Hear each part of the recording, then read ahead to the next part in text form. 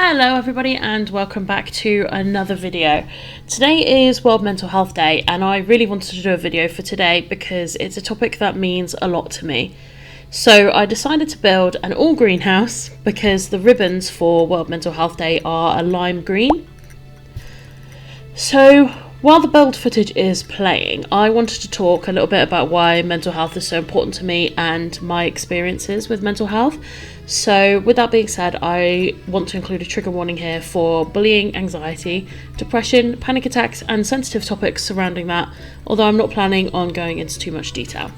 Back in school, I was bullied quite a lot for being a redhead. I've heard every ginger joke in the book, and for being very studious as well. I think they called me a boffin a lot of the time. I really enjoyed studying, and I still do. I love studying.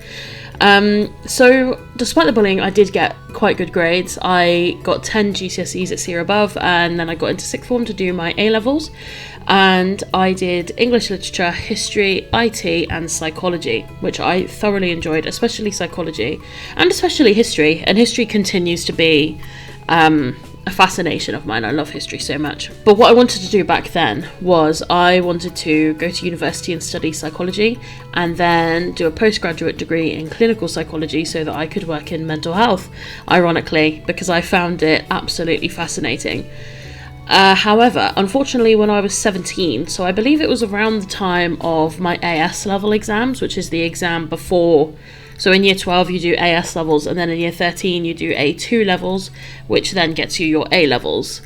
So it's a bit confusing. But anyway, it was around the time of my AS exams, and my mental health really took quite a nosedive, and I started to struggle really badly with anxiety, but I didn't know that that's what it was, and so I googled my symptoms like anybody does, and kind of convinced myself that I had paranoid personality disorder.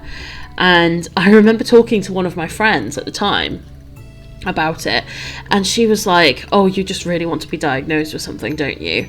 And I remember very vividly just saying to her, "No, I just want to understand what's happening," because it is scary when you feel you know something's wrong but you don't know what it is that's happening. It is very scary. I then started to struggle quite badly, and my attendance started to drop, which was not normal for me. But I was struggling with depression as well, but I didn't know at the time that that's what it was. So I eventually went to a school nurse who referred me to CAMS, which is Child and Adolescent Mental Health Services. And CAMS said it was severely low self-esteem because of all the bullying that I had endured. And they actually said that I was bullying myself as well, which I've been told multiple times that I'm quite hard on myself. And they gave me some CBT, but it didn't work. So, well, I did not find it helpful at all at the time.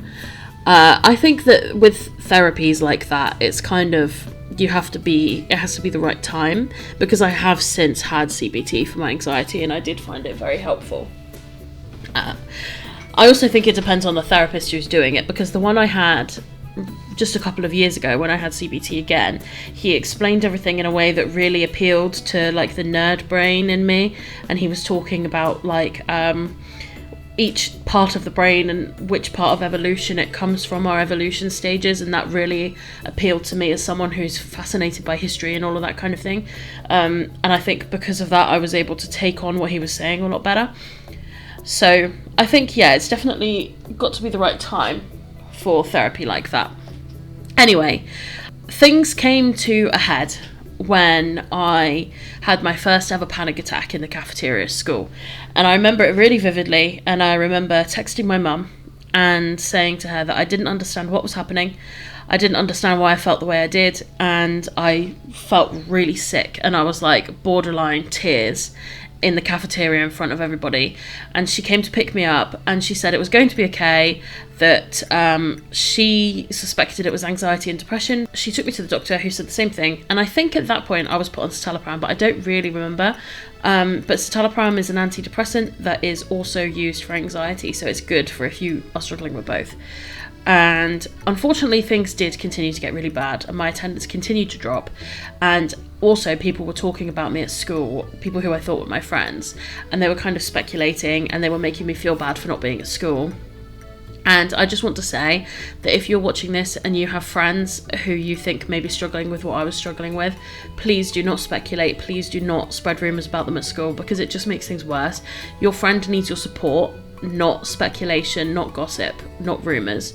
They need you to be there as a friend to support them and help them with what they're going through. So unfortunately, I did end up having to drop out of school because my mental health just got so bad that I couldn't cope, and I was absolutely heartbroken, and I really hated myself for a long time for making that decision, but because I'd also had conditional offers to all the universities I applied for, but unfortunately I was in such a state that I could not cope, and I know and knew back then that I wouldn't have coped going to university, because in Guernsey there aren't any universities, and what happens is you go to a university in the UK and you just travel back and forth like during term time and stuff, and there was no way that I would have coped living away from my mum, for sure. So I did hate myself for a long time, but I have forgiven myself now.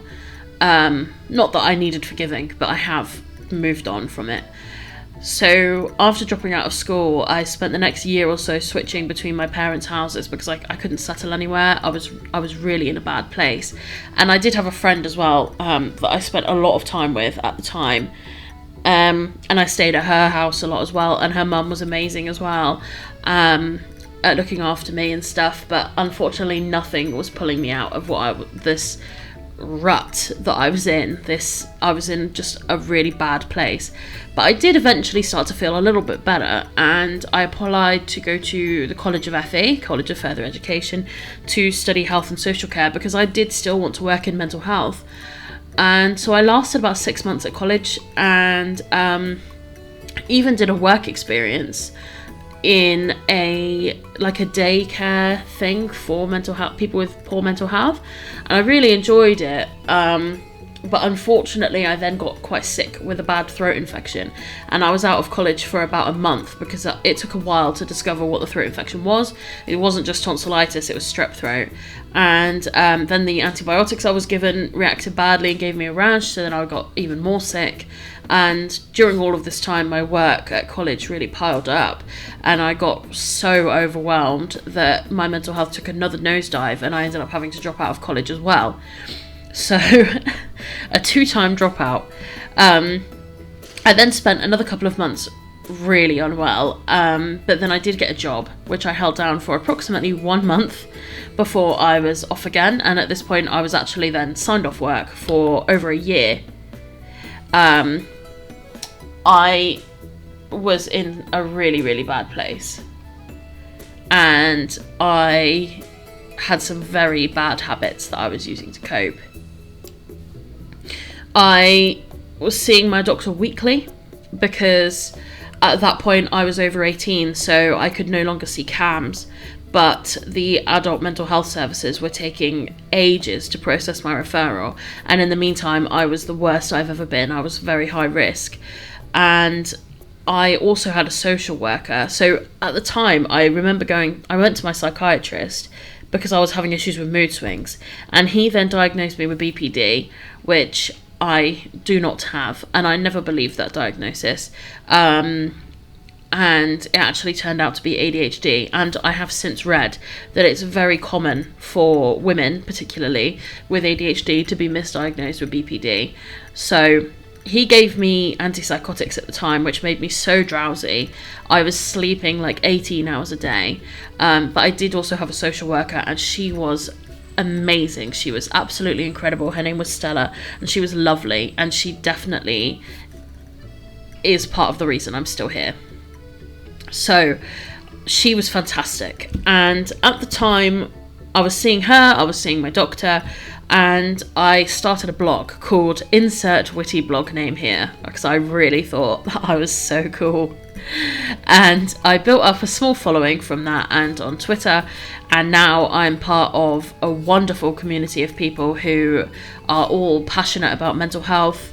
I've made some amazing friends, and I continue to meet wonderful people all the time through that blog and through Twitter. I don't do the blog anymore, but because of the blog I've met some amazing people. And eventually in 2016, so it was about 4 years after I'd first gotten poorly, I was in a much better place. So I got a job, and since then I've been recovering. I've been sort of on the road to recovery. I moved out of living with my parents. I then eventually moved away from Guernsey in 2021. I've now got 2 beautiful cats and a wonderful fiance and a good job. And I'm also doing a degree in a subject that I'm passionate about, which is classical studies. And I get to make YouTube videos now where I play The Sims and I talk about things like this that matter to me. So things are definitely much, much better. And I've always said that recovery is not a straight road. It's not just a flat road. It is a road filled with lumps and bumps and huge valleys, huge hills, huge dips. And I mean, while things are much better now, you know, I had just before COVID actually, in 2019, I had quite a bad relapse of my anxiety and I ended up off work for a few months. And then just as I was getting back into work full time, the pandemic happened and we went into lockdown, and that obviously had a huge impact on everybody's mental health, not just people who struggled previously, but I believe everybody struggled mentally.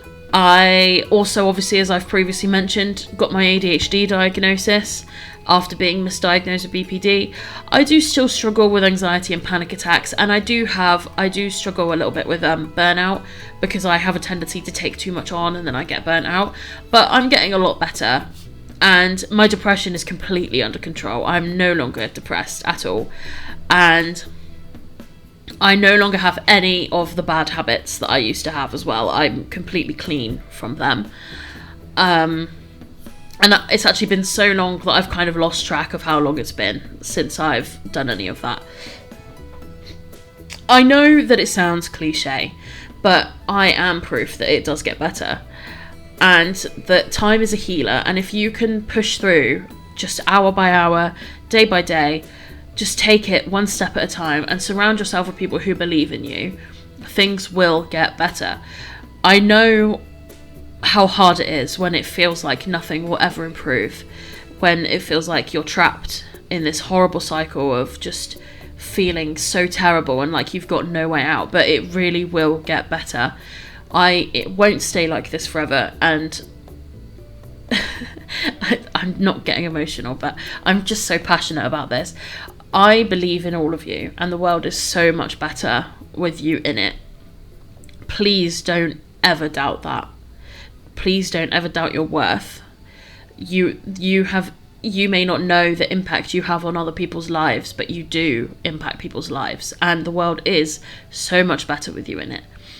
My experiences have led me to where I am today, and whilst I wish I could have gotten here without having to go through what I've gone through, I'm definitely a better person for it, and I think I'd be a very different person if I hadn't gone through everything that I've been through.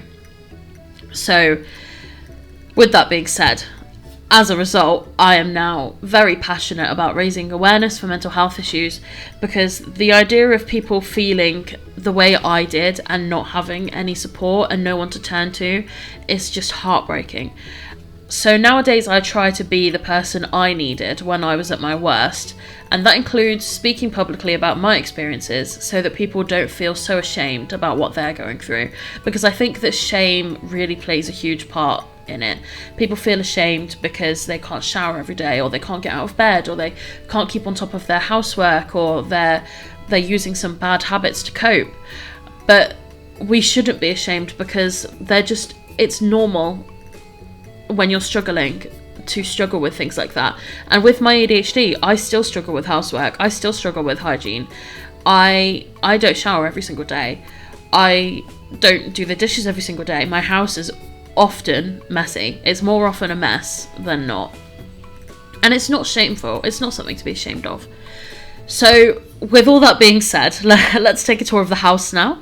I found it very difficult to get matching green swatches, of course, because EA don't know how to do matching swatches, apparently. So it does look a little bit ridiculous, but oh well, let's load in.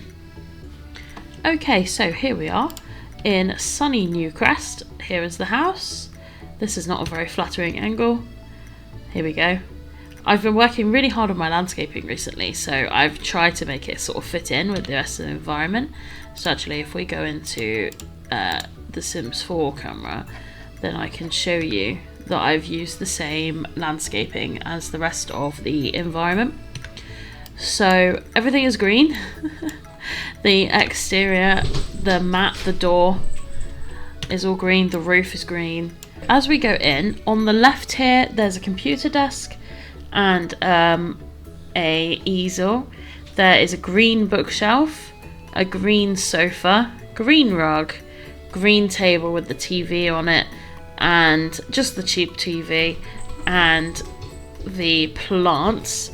And then as we go in, if we then go to the right here, this takes you into the bedroom, which is mostly green. Green wardrobe, green bed, and this rug, which I really like this rug. Very simple, because obviously not a lot of funds in a starter home, because this is meant to be a starter home. Across the hallway from the bedroom we have the bathroom, complete with a bath and shower. I'm not 100% sure if that shower's functional with the bath there. I think it is, but I will test it before I put it on the gallery. And there is a little shelf hanging on the wall there, which I did choose the green swatch for. And here also is the sink and a mirror. And then to our left here, we have the kitchen, which has green counters, green tiles. I really like these counters, but I don't use them very often. But I do like them. I think they look very slick. And obviously white stove and white fridge, just because it's a nice neutral colour. Then we have a green bread bin. What is that called, a bread bin in the US? What do you guys call it? In the UK we call it a bread bin. Green bin, green table and chairs, little kitchen roll there, and obviously green walls all the way throughout. And then you come out of the back here and turn left to go onto the balcony and out into the little garden. It's only a small garden. I didn't have the funds left to do much with it, but I did put a few little gardening pots in green, of course, and a big bin. And that is the whole house. So I hope you enjoyed as much as possible with a fairly heavy video like this. I am extremely passionate about this topic and I will always talk about it. If you do not follow me on Twitter, I am Music Psych Fan on Twitter, and I talk a lot about mental health on there. And if you would like to speak about your experiences, I would urge you to do so, because it is a very brave thing to do, but it does help to reduce the stigma and to help raise awareness. Thank you so much for watching this video. Please do give it a like and drop a comment below. Please subscribe if you haven't already.